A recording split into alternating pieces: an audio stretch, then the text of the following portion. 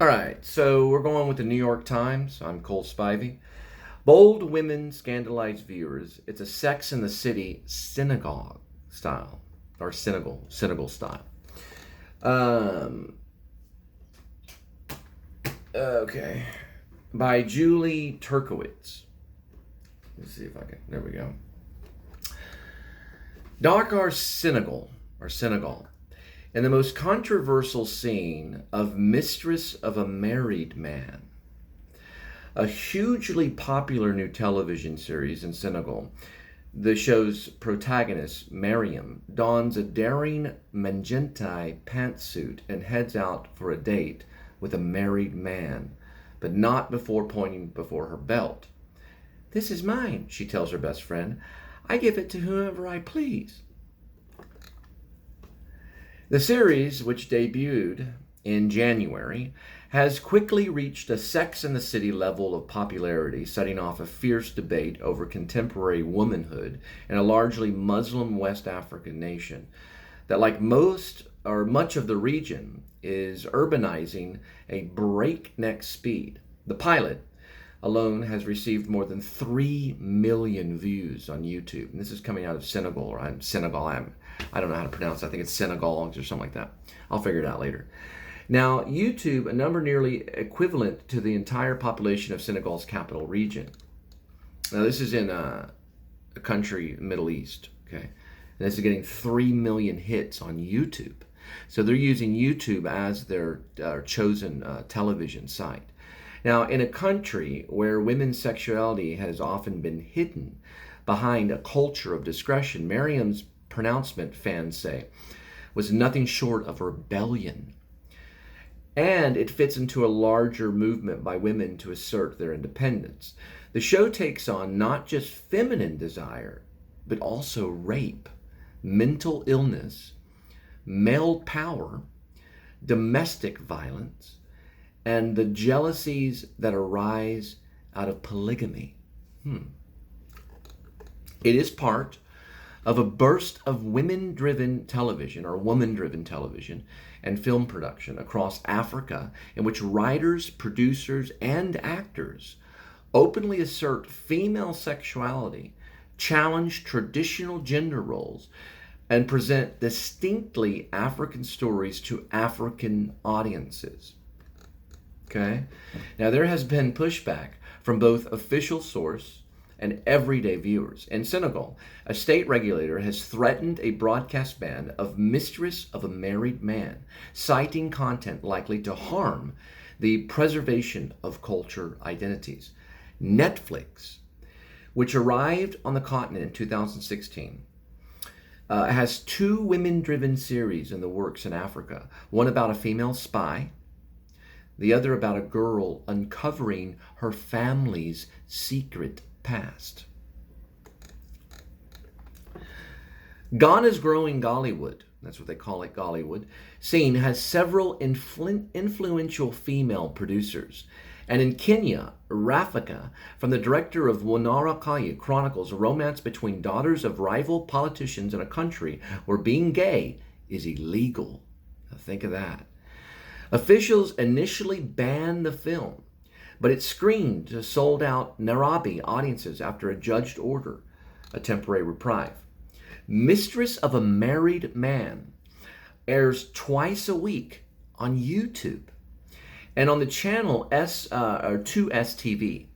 It is a brainchild of Callista Sai, 34, a former television journalist who wrote the pilot after typing, "How do you write a script?" into Google. She wrote that into Google. The show is loosely centered on Mariam Dial, played by Halamanto Ganje, and four other women, many of whom work at Senegal, India, a real-life construction company building a real-life city outside of Dakar that has become a symbol of the region's rapid growth. Senegal, India is one of the show's major sponsors. Besides Mariam, who is sleeping with Chak, there is Dachalka, a successful professional with an abusive alcoholic husband who she eventually divorces. Raki, a construction supervisor who wears a hard hat and is propositioned by her boss, and Lala, Chica's wife, who spirals mentally when Chica eventually takes Miriam as a second wife. There's also a woman named Dwar, who is a lesser player. At her home in Dakar's Oostvaal neighborhood, Miss Sai said she had grown tired of female characters written by men or by outsiders. She wanted to see the women she knew, their good sides, their bad sides, their complexity depicted on screen. I'm doing something very Senegalese, she said. It is for Senegalese people first, then for the world. Okay. Senegal, a nation about 16 million people that is pushing to become a top economic player in the region, practices a form of Islam that President Macky Sall has called moderate and tolerant. In public, many women are free to run along the beach in tank tops, go to universities, and lead professional lives. But in the home, men often retain power. It is for Senegalese people first, then for the world. Some men take 2 wives or more, but for women, sexuality often remains hidden behind a culture of sutura, a Wolof term suggesting a discretion and modesty. The country has a rich cinematic tradition, but television has often been dominated by a series from the United States, telenovels or telenovelas from Latin America, and programming from Nollywood in Nigeria. In the last decade, stations have begun to favor local work, but those shows have been written mostly by men, and they often present women in subservient roles, which characters going to great effort to keep their husbands regardless of abuse or cheating, notes Mariam Gaye, a Senegalese professor who teaches African literature at East Carolina University. Miss Sai grew up in a traditional Fulani family. She started writing Mistress of a Married Man as a serial novel on a group Facebook page. It was later picked up by a production company called Marathi TV. Now, she is recognized across Dakar. Her husband, Medon Diop, 37, a computer scientist who lives most of the time in France, said he delighted in hearing the show discussed by members of Senegalese diaspora of the streets of Rennes in France, almost 2,500 miles away. Miss Sai's character, at her discretion, favored Senegalese designers wearing fluted blouse and colorful prints from Nana and Sisters of Africa, and natural hairstyles. They reject the practice of skin bleaching. They also speak Wolof, the language preferred by many and what officially a Francophone nation. It has opened the curtain of Senegalese society, said Seynabou Diop, 23, the show's assistant camerawoman. We are showing things that have not been shown before. Fans cut across age, class, and gender lines in Dakar at oceanside fruit stands and small kiosks inside homes. Many people said that the show's popularity reflected a deep desire to see reality depicted on screen. I never miss it, said Mabag Gaye, 29, who lives with her son and extended family in a small home in Dakar's Medina neighborhood. Marin has emerged as a widely popular figure among both men and women. Families would watch the show together, crowded around fuzzy television screens, and teenagers copy Dajaleka's hairstyle, and men see themselves in Chakal material Kondram. Facebook is full of groups dedicated to Team Raki and Team Mariam. But not all Senegalese are so enamored. After reviewing Mariam, This Is Mine scene, this is country broadcast regulators sent out of notice, warning that the program presented words, behavior, and images that are shocking, indecent, obscene, or offensive, and said it could be pulled from the air. In this year, A Muslim group influential in Senegal's Jamra threatened to march in protest of the show. And in an interview at his home, Jamra's vice president, Mamia Makta Guerra, congratulated Miss Sai for creating a mirror of Senegalese society. But he said he wished she had crafted the narrative to discourage infidelity rather than apologize for it. Even some fans have cringed at the more explicit moments. Nadia, 60, a retired teacher, said she thought some of the clothing was too revealing. One Thursday in mid-August, a small crew filmed one of the final scenes of the season. As they began to shoot, 2 lights, 1 camera, a simple affair, fans stopped Miss Gadji to ask for pictures. They included a man in a gold robe holding a Koran and a trio of women in their 20s who had come to the airport to apply for jobs. "Are you Mariam?" they asked. "People say that I'm perverting the youth," Miss Gadji said in the moment, away from the cameras. "But I don't think so. I'm only reminded them that everyone is free to do what they want with their own sexuality."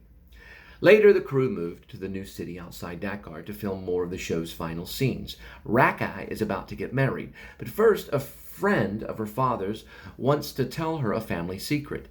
They meet in an isolated location, but spoiler alert, when the man makes a move on her, she picks up a rock and kills him. It is the end, of a TV drama. Or it's the end of the TV drama. For all its success, it is unclear if the show will return for a second season, and Miss Sai said that if it did, she feared she would lose control of the narrative to male producers. She wanted to pair the second season with a magazine, she said, but it's unclear how she would get the money to do that. The show's commercial director, Julia Cabrita Diarta, called a funding of constant challenge and said some major advertisers had backed, advertisers. Advertisers. I was wondering what that was. Advertisers had backed away from the show after deciding it was too controversial. The final episode aired just hours after filming wrapped, and in the neighborhood of Medina, the sandy streets began quiet as families settled around televisions. Salam alaikum. Salam alaikum.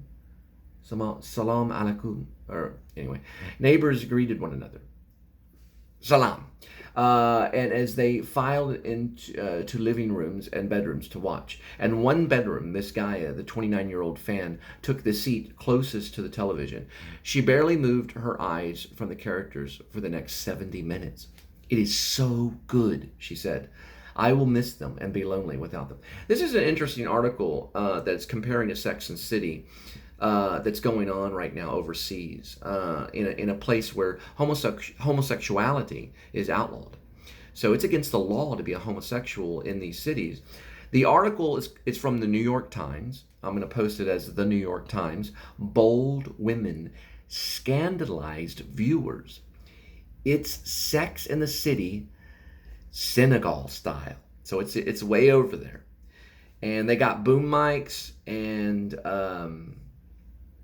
I want to show you a photo of them in action, and this is amazing. This is coming right out of Africa, and they have scripts in their hands. This is beautiful. I want to show you this.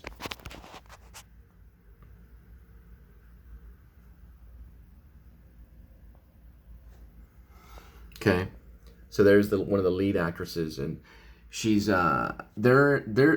Okay, let me explain something about American actors in Hollywood. These people's lives are in danger. These are actors, okay? These are actors, okay? I know Hollywood, but these are actors, okay? We claim to be actors, and we are. But these are actors. They are putting their lives on the line for this stuff. And this is a New York Times Post. This is an important article, and I believe this was published today, in 2019. At 10:40 a.m. Today, it was released. Very, very, very amazing. They're standing out there doing this stuff. and people are just flipping out. It's amazing, and they're ballsy. They're full on, and they're writing the script. They're figuring out how to do it, and this stuff is for real, man.